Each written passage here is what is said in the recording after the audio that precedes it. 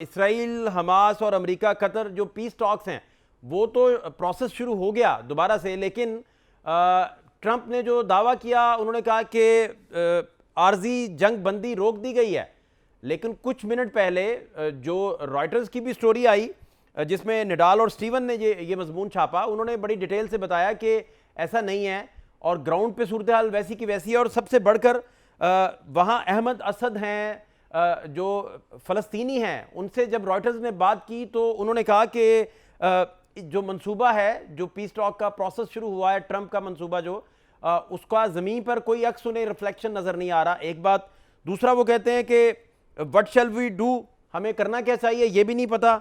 Shell we remain in the streets, shall we leave, हमें करना क्या है कुछ नहीं पता। तो ये ग्राउंड की रियलिटी है। आप इस सारे सिनेरियो को किस तरह अहमद भाई देख रहे हैं? जी बहुत शुक्रिया। देखें, जो मुआहदा हुआ है, जो हमास और अमेरिका डोनाल्ड ट्रंप के जो 20 पॉइंट्स थे, जिसके ऊपर पार्शियल एग्रीमेंट हमास ने शो किया, हमास ने अग्रीमेंट शो किया बहुत सारे पॉइंट्स को, और बहुत सारे पॉइंट्स को उन्होंने इग्नोर किया, उसके ऊपर उन्होंने हाँ या ना में जवाब नहीं दिया। ये मुआहदे का अभी बहुत सारे जो 20 पॉइंट्स है उसमें काफ़ी कुछ इवॉल्विंग था। फॉर एग्जांपल आईएसएफ वाला क्लॉज जो था वो इवॉल्विंग था, आईडीएफ किस तरीके से छोड़ के जाएगी वो इवॉल्विंग था। कुछ पॉइंट्स है जिसके ऊपर हमास अग्री, वो जो हमास की डिसआर्मामेंट वाली और वो जो बाकी पॉइंट्स है उसके ऊपर अभी निगोसिएशंस होना बाकी थी। राइट। इस सारी सिचुएशन में जब ये मुआहदे के ऊपर अग्रीमेंट हो भी गया था, जब हो गया था अग्रीमेंट, उसके 1 घंटे बाद पैम्फलेट्स इसराइली जो एयरफोर्स थी उसने फेंके थे गाजा के अंदर कि आप इस जगह को खाली कर दें, यहाँ पे बॉम्बिंग होगी। तो ये सारा सिचुएशन कि क्यों हुआ ये सब कुछ, इसमें हमें थोड़ा सा कॉन्टेक्स्ट को समझना बहुत जरूरी है। देखें, नेतन्याहू इज जो इसराइल के अंदर वो एक फार राइट को रिप्रेजेंट करता है, और वो नेतन्याहू वही प्राइम मिनिस्टर है जिसने, इसराइल का वो प्राइम मिनिस्टर जिसने ऑस्लो अकॉर्ड साइन किया था, उसको कत्ल करवाने के अंदर भी इसका नाम था। इसने उसका सिंबॉलिक फ्यूनरल करवा दिया था कि जब वो जिंदा था। सो फार राइट को नेतन्याहू रिप्रेजेंट करता है। जो लेफ्ट है वो ऑलरेडी नेतन्याहू के खिलाफ है, इसराइल का जो लेफ्ट है, जुडिशरी ऑलरेडी नेतन्याहू के खिलाफ है। और जब ये सारा जो एग्रीमेंट के ऊपर ये डोनाल्ड ट्रंप के साथ नेतन्याहू अग्री करके वापस इसराइल आया था, तो उस वक्त जो राइट रह गया था, the only support that Netanyahu had with in Israel, वो भी इसके खिलाफ हो गई थी। इसका अपना फाइनेंस मिनिस्टर ने इस अग्रीमेंट को नेतन्याहू के अग्री करने के 10 मिनट के बाद कह दिया था कि इसराइल के लिए डिप्लोमेटिक फेलियर है। तो नेतन्याहू इस वक्त जो कर रहा है पूरे मिडल ईस्ट के अंदर, बिल क्लिंटन के अल्फाज में, वो सिर्फ और सिर्फ अपनी हुकूमत बचाने के लिए कर रहा है। चाहे वो ग्रेटर इसराइल का कॉन्सेप्ट हो, चाहे ईरान पे हमला हो, चाहे कतर पे हो, चाहे लेबनान पे हो, चाहे सीरिया पे हो। तो अब जब ये अग्रीमेंट, जब हमास ने अग्री किया, द डिप्लोमेटिक जिस तरीके से उन्होंने इसको हैंडल किया वाइजली, डोनाल्ड ट्रंप ने यानी अमेरिकन प्रेसिडेंट ने जब ट्वीट करके एक्नॉलेज कर दिया कि वो सारा रीजन जिसकी वजह से नेतन्याहू कहता है अपने लोगों को कि मैंने गाजा के ऊपर जेनोसाइड किया हुआ है, यानी हॉस्टेजेस वाला जो मामला है, उसमें डोनाल्ड ट्रंप ने कहा कि वो हॉस्टेजेस को रिहा करने के लिए तैयार हो गए। सो नेतन्याहू के लिए इट वाज अ चेकमेट, और उसकी जो राइट की the only support that he had वो भी जा रही थी। तो नेतन्याहू कभी भी नहीं चाहेगा कि ये मुआहदा पूरा हो।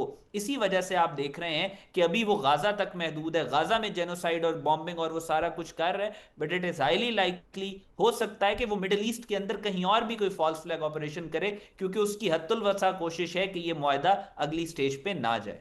अच्छा, दूसरा अहमद, मैं ये भी आपसे समझना चाह रहा हूँ कि जैसे आप अभी हवाला भी दे रहे थे, फिनांस मिनिस्टर उनके बिजलल जो हैं, उनकी तरफ से जो धमकी दी गई कि हम डिस्टेबलाइज कर देंगे आपकी हुकूमत को, नतन याहू को, उसके अलावा सिक्योरिटी मिनिस्टर भी, उनकी जानिब से भी ये सारी ये बातें तो अपनी जगह बिल्कुल दुरुस्त हैं, लेकिन अपोजिशन लीडर इनके साथ खड़े हो गए, ये बात भी दुरुस्त है। अहम बात यह है कि जो नया पीस प्रोसेस पे डिस्कशन शुरू होने जा रहा है, गजा के मामले को लेकर, पैलेस्टाइन के मामले को लेकर, इसके फ्यूचर को लेकर, सबसे बढ़कर जो बुनियादी नुक्ता है जो डिस्कस होगा वो यही होगा कि हमास जो है वो खुद को हथियारों से दूर करती है या नहीं करती। लेकिन इस पे तो हमास का जो इनिशियल स्टेटमेंट आया था वो सबके सामने था।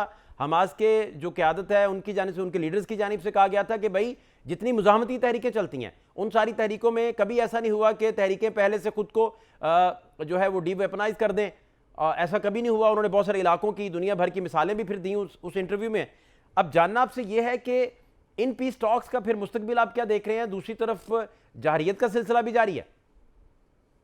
जी देखें, इसमें दो चीजें हैं। अब डिसआर्मामेंट जो है हमास की, अगर आप डिसआर्मामेंट की बात करें, और ये अमेरिका पुश कर रहा है या इसराइल भी पुश कर रहा है कि हमास डिसआर्म करे, और बहुत सारी और जो पावर कॉरिडोर्स हैं वहां से भी इस चीज की आवाज आ रही है कि जो हमास है वो डिसआर्म करे, लेकिन ठीक।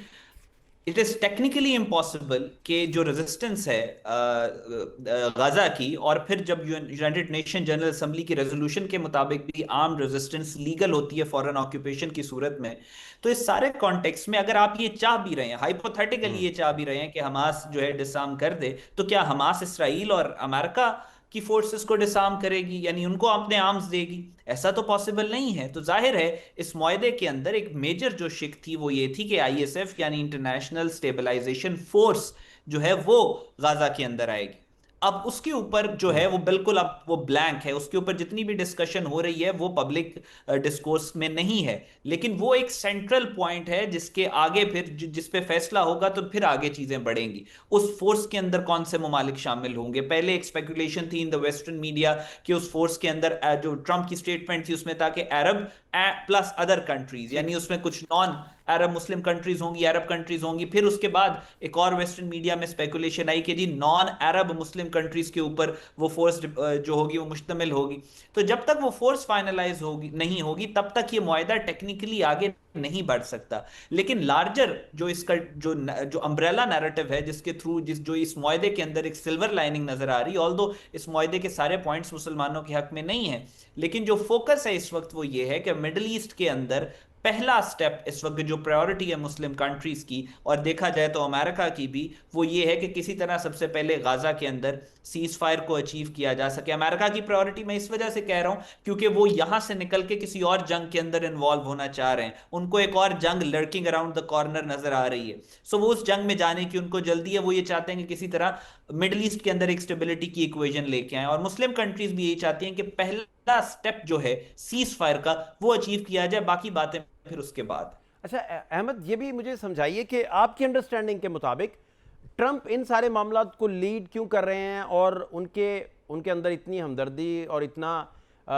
फ़लस्तीन के लिए दर्द जो है वो कहाँ से जागा है एग्जैक्टली आप इसे किस नज़र से फिर देखते हैं? अगर मैं आपसे कहूँ कि इस पर आप रोशनी डालिए और इस पर गाइड कीजिए कि ऐसा क्यों बेसिकली हुआ है कि चूँकि जो अरब ममालिक थे वो किस कैपेसिटी में किस हद तक जा सकते हैं, उनकी क्या लिमिटेशंस हैं, वो शायद आपसे बेहतर कोई ना समझता हो, तो फिर ट्रंप ही क्यों लीड कर रहे हैं इसको? ऐसी क्या वजह है? देखें, बात यह है कि अमेरिका का एक तो पहली बात यह है कि जहां तक हमदर्दी और जज्बात की बात है, इसमें दो एस्पेक्ट्स, दो फैक्टर्स होते हैं। इकबाल का एक शेर है, उन्होंने जियोपॉलिटिक्स के ऊपर, Iqbal was the greatest political scientist पिछले 100-200 साल में जो हमारे रीजन में जो मुस्लिम वर्ल्ड में आए, और उन्होंने कहा था कि अपनी मिल्लत पर कयास अक़वाम मगरिब से ना कर, खास है तरकीब में उम्मत रसूल हाशमी। यानी जो कॉन्स्टिट्यूशन है, यानी जिस तरीके से मुस्लिम उम्मत ऑपरेट करती है वो बाकी जो कौमें हैं उससे अलग होता है। सो हमें तो एक गाजा की तकलीफ है, गाजा का दर्द हमारे दिल के अंदर मौजूद है, क्योंकि एक जिस्म की तरह मुसलमान एक हिस्से को तकलीफ होगी तो पूरा पूरा जिस्म उससे सफर करेगा। जहां तक बाकी ममालिक की बात है, जैसे आपने अमेरिका की बात की, हमदर्दी इंटरनेशनल रिलेशन में एग्जिस्ट नहीं करती। आपके इंटरेस्ट एग्जिस्ट करते हैं, आपके कोल्ड इंटरेस्ट एग्जिस्ट करते हैं। अब अमेरिका का क्या इंटरेस्ट है कि डोनाल्ड ट्रंप ये पीस के 20 पॉइंट्स, 21 पॉइंट्स पहले और फिर ये 20 पॉइंट्स दे रहा है? अमेरिका का इंटरेस्ट ये है कि America is losing grip in middle east. America जब सोवियत यूनियन के खिलाफ जब कोल्ड वॉर चल रही थी उस वक्त से अमेरिका ने यूरेशियन रीजन के ऊपर अपना कंट्रोल साबित करना शुरू किया, और फिर उसके बाद अमेरिका इस वक्त जो सिक्योरिटी इक्वेशन मिडिल ईस्ट की बन रही है, अमेरिका की सिक्योरिटी गारंटीज डिस्टर्ब हो रही हैं, तो अमेरिका मिडिल ईस्ट से अपने रिसोर्सेज पुल करके कोशिश ये कर रहा है कि जो यूरोप के अंदर अमेरिका का इन्फ्लुएंस है उसको एटलीस्ट वो कंसोलिडेट कर ले। वरना अगर मिडिल ईस्ट के अंदर भी वो अपने रिसोर्सेज वेस्ट करता रहा, यूरोप के अंदर भी वेस्ट करता रहा, तो अमेरिका पूरे यूरेशिया से हाथ धो बैठेगा, and once you lose Eurasia you lose the world. America इस वक्त ये चाह रहा है कि मिडिल ईस्ट से निकले। और दूसरी बात, जो अमेरिका का the most trusted partner in the middle eastern region Israel, Netanyahu की वजह से अमेरिका के कंट्रोल से बाहर हो गए। Israel has turned into a रोग कंट्री, और वो एक पराया स्टेट की तरफ जा रहा है, जिस तरह नॉर्थ कोरिया जिसके साथ कोई मुल्क के रिलेशंस नहीं है, सैंक्शंस हैं, सब कुछ है। सो इस सारी सिचुएशन में अमेरिका ये चाह रहा है कि किसी तरह मिडिल ईस्ट में कोई इक्वेशन दे दे कि अमेरिका वहां से पुल आउट करके रशियन वॉर थिएटर और यूरोपियन थिएटर पे फोकस कर सके, क्योंकि अभी उसका यूरोप पे भी फोकस नहीं है, अभी मिडिल ईस्ट पे भी फोकस नहीं है, दोनों जगह पे अमेरिका की अटेंशन डिवाइडेड है। तीसरा, अमेरिका की जो इंटरनल पॉलिटिकल टर्मोइल है, इस वक्त अमेरिका बहुत ज्यादा डिवाइडेड, पोलराइज्ड पॉलिटिकल ओपिनियन देखा जाता है अमेरिका ठीक। में। लेकिन गाजा के मामले में पूरा अमेरिका का जो डोमिनेंट ओपिनियन है वो इसराइल के खिलाफ हो चुका है, which is a major development. Trump being a popular leader, जो कि पॉपुलर सेंटिमेंट के थ्रू आया है, he cannot afford his political base to turn against him. तो ये दो तीन फैक्टर्स मिलके ट्रंप को पुश कर रहे हैं कि वो गाजा में कोई पीस या सीज फायर करवाए।